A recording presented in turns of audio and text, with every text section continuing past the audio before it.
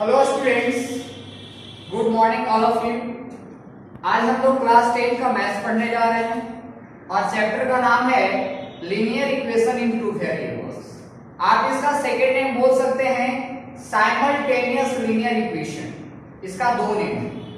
हम लोग previous class में पढ़ा था बच्चे linear equation in two variable, लेकिन यहाँ linear equation two variable pair में होता है, जिसका नेम बोलते हैं pair of linear equation in two variables, और सेकेंड नेम है साइमल्टेनियस लीनियर इक्वेशन। आइए आज उसका इंट्रोडक्शन क्लास है और हम लोग आज पढ़ेंगे उसका स्टैंडर्ड फॉर्म। पहले पढ़ेंगे, देखिए standard form of a linear equation in two variables. देखिए स्टैंडर्ड फॉर्म क्या होता है, real form ax plus by plus c is equal to 0, dx plus by plus f is equal to 0। ये equation first और equation क्या है, second है। देखिए इसका नेम मैंने दिया है साइमल्टेनियस लीनियर इक्वेशन। अब बात यहाँ ये है बच्चे, यहाँ a 0 के इक्वल नहीं हो सकता है, b भी 0 के इक्वल नहीं हो सकता है, d भी 0 के इक्वल नहीं हो सकता है, e भी 0 के इक्वल नहीं हो सकता है। It means e does not equal to 0। x and y variables, यहाँ x और y क्या है, वेरिएबल्स है जिनका हम लोग वैल्यू फाइंड करेंगे।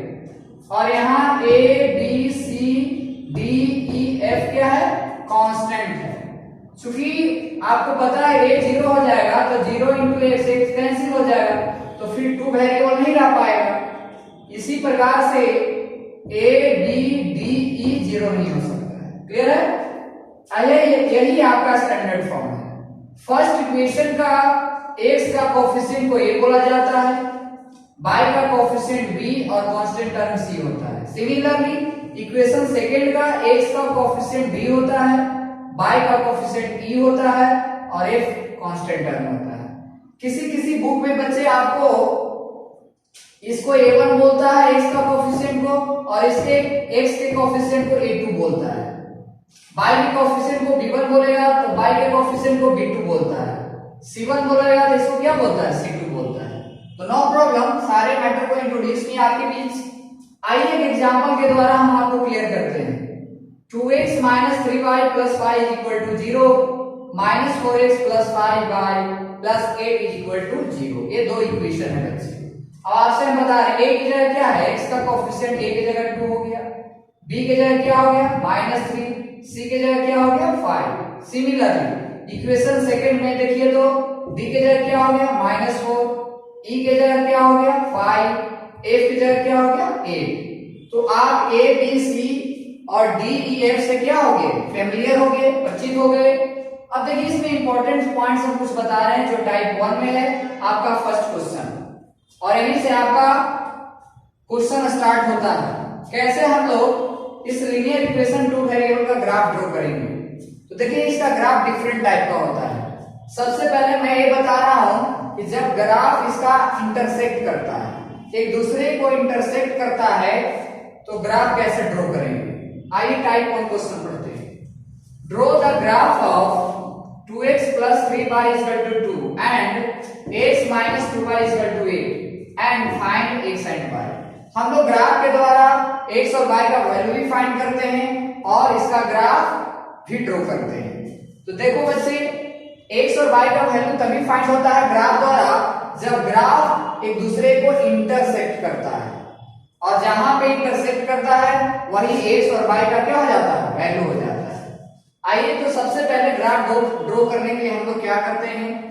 आप प्रीवियस क्लास में पढ़ा था, एक इक्वेशन है आपका x - 2y = 8 और एक इक्वेशन है आपका 2x + 3y = 2। सबसे पहले उसका हम लोग डेटा बनाते हैं, यानी x और y का वैल्यू एटलीस्ट 2 वैल्यू फाइंड करते हैं। आप 3 वैल्यू भी फाइंड कर सकते हैं, नो प्रॉब्लम। एटलीस्ट कम से कम 2 वैल्यू फाइंड करना चाहिए आपको, क्योंकि आपको पता है कि 2 पॉइंट से ओनली 1 लाइन ड्रॉ किया जा सकता है और 3 पॉइंट से भी लाइन ड्रॉ किया जाता है, लेकिन आपको एटलीस्ट 2 पॉइंट चाहिए। तो 2 पॉइंट चाहिए तो x का 2 वैल्यू और y का 2 वैल्यू फाइंड करना पड़ता है। कैसे फाइंड करेंगे, ध्यान दीजिए।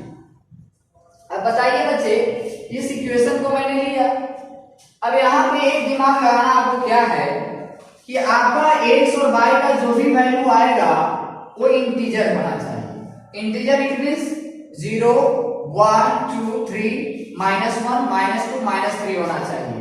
आपका वैल्यू फ्रैक्शन में नहीं आना चाहिए।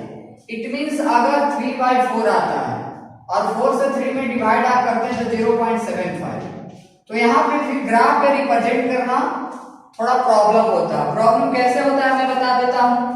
जैसे हम लोग किसी ग्राफ में 1 2 3 4 5 6 7 8 9 10 स्मॉल स्क्वायर यूनिट्स होता है। ग्राफ में छोटा छोटा स्क्वायर होता है और उसको हम 10 इक्वल टू 1 सपोज करते हैं।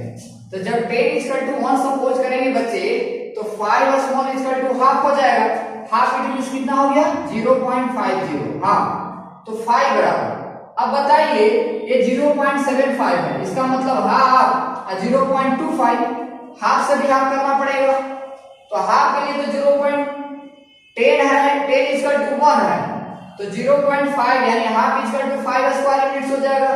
अब 0.25 को रिप्रेजेंट करना रहेगा तो बताइए 5 स्क्वायर जो छोटा छोटा यूनिट्स है 3 4 5, तो ये 5 का हाफ हम नहीं कर पाएंगे ग्राफ पर। जैसे 1 2 और इसका ग्राफ पे हाफ नहीं हो सकता है।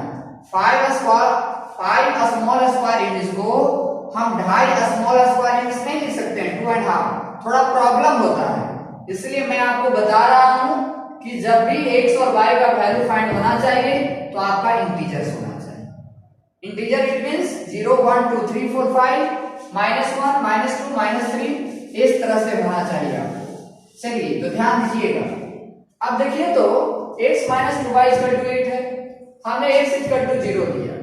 तो देखिए तो x = हम 0 लेंगे तो फिर क्या हो जाएगा, x तो 0 हो गया तो -2y = 8 हो गया। 2 4 जा 8 और यहाँ माइनस है तो y = क्या हो जाएगा -4। तो जब x 0 लिए तो y का वैल्यू क्या आ गया -4। चलिए आगे बढ़ते हैं। अब क्या करते हैं, इसी इक्वेशन में y = 0 लेते हैं।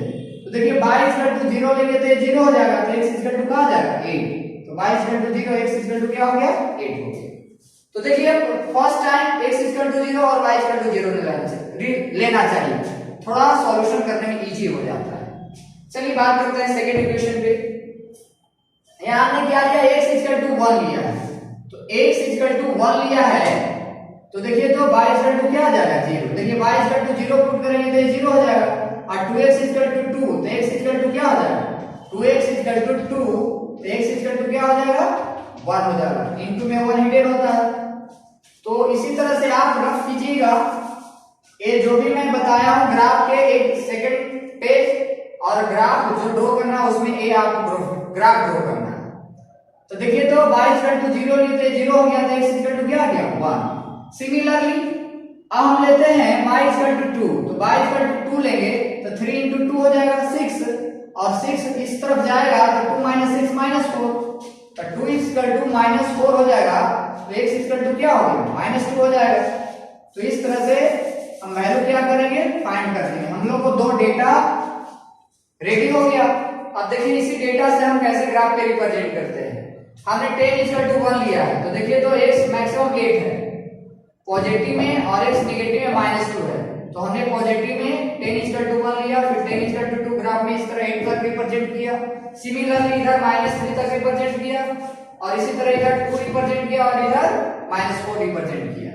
तो देखिए एक इसको बोलते हैं x डैश और इसको बोलते हैं y डैश। a पॉजिटिव होता है x और x नेगेटिव होता है, y पॉजिटिव होता है और y नेगेटिव होता है। अब देखिए कैसे हम पॉइंट को रिप्रेजेंट करते हैं।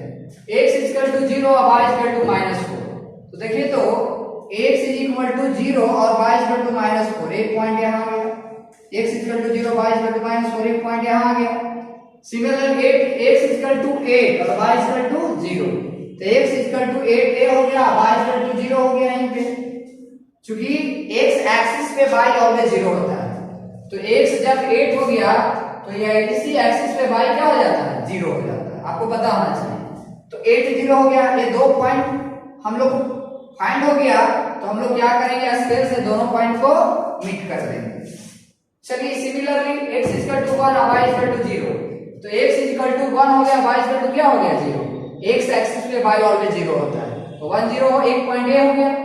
x equal to -2, x equal to -2 ये है और y इक्वल टू 2, तो x इक्वल टू -2 और y इक्वल टू 2। देखिए ये पॉइंट जो है x इक्वल टू -2 को भी रिप्रेजेंट कर रहा है और y इक्वल टू 2 को भी रिप्रेजेंट कर रहा है। तो एक पॉइंट क्या कर रहा है, -2 और 2 को रिप्रेजेंट कर रहा है। तो एक पॉइंट ए हो गया और एक पॉइंट ए हो गया है, दोनों को मीट करते हुए स्केल से आगे तक एक्सटेंड करेंगे। तो करने पर क्या होता है, ये दोनों ग्राफ जो है यहाँ पे इंटरसेक्ट किया और यही इंटरसेक्ट किया जिस पॉइंट पे, तो बताइए किसको, x 4 हो गया और y किसको कर रहा है रिप्रेजेंट, -2 को, ये y है। तो ये पॉइंट जो है y -2 को रिप्रेजेंट कर रहा है और एक 4 को रिप्रेजेंट कर रहा है। तो x का वैल्यू 4 हो गया, y का वैल्यू क्या हो गया, -2। इस तरह से मैंने ग्राफ ड्रॉ करके सॉल्यूशन भी फाइंड किया। आइए उसके बाद नेक्स्ट क्लास में एक और ग्राफ ड्रॉ करेंगे और उसके बाद हम आगे बढ़ेंगे। That's all everyone.